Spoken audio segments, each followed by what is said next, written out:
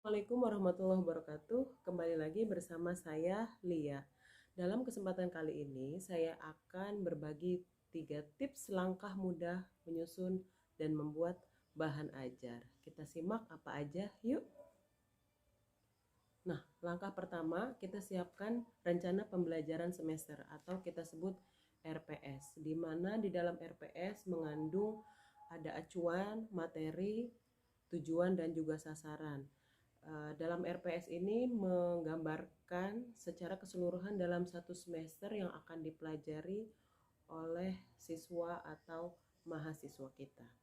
Nah, kemudian langkah yang kedua kita akan membuat outline, di mana di outline ini kita membagi 3 bagian, yaitu awal, isi, dan juga akhir. Di awal kita akan membuat deskripsi MK, CPMK, dan juga sub CPNK.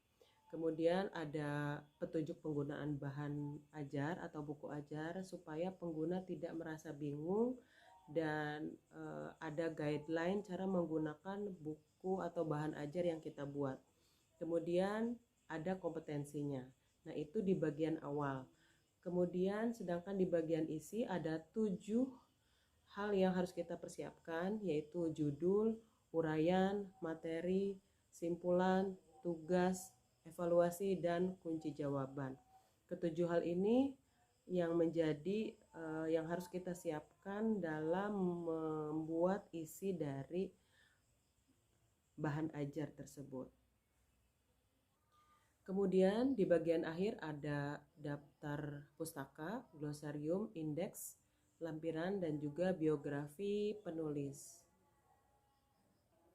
Nah, itu tadi di bagian kedua, terutama di bagian akhir, penting sekali untuk menjadi perhatian kita bersama bahwa si penyusun harus melampirkan daftar pustaka sebagai tanda bahwa kita merujuk atau menggunakan referensi dan kita tidak dicap sebagai plagiator.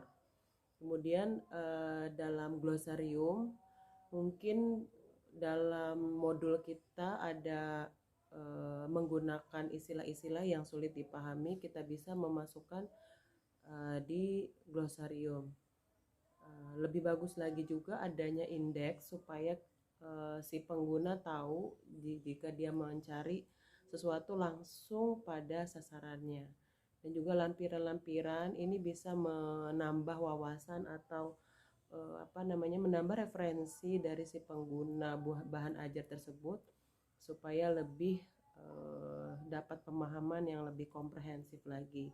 Sedangkan untuk biografi penulis bertujuan supaya si pembaca lebih mengenal, lebih dekat lagi dengan penyusun buku tersebut, sehingga harapannya tak kenal maka tak sayang, jika kenal lebih sayang. Nah, artinya si pembaca pun akan lebih merasa ada engagement, ada kedekatan ketika tahu dan mengenal siapa penyusun buku tersebut.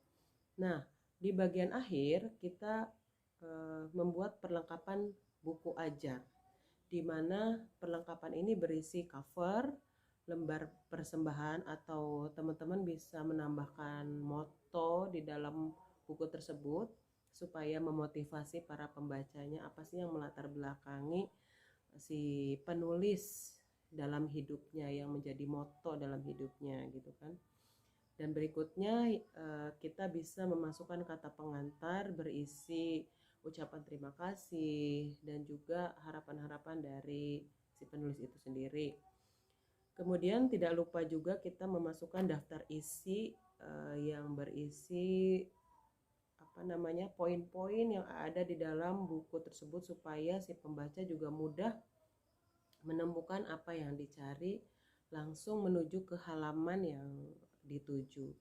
Kemudian untuk melengkapi modul tersebut kita bisa memasukkan daftar tabel atau gambar atau skema yang ada di dalam buku supaya ketika orang ingin mencari gambar-gambar yang tadi ditemukan lebih mudah dan langsung ke tujuan yang diinginkan. Demikian teman-teman, 3 tips langkah mudah dalam membuat dan menyusun bahan ajar. Selamat mencoba, semoga berhasil dan selalu semangat, tetap optimis untuk pendidikan Indonesia yang lebih maju. Semangat. Terima kasih. Assalamualaikum warahmatullahi wabarakatuh.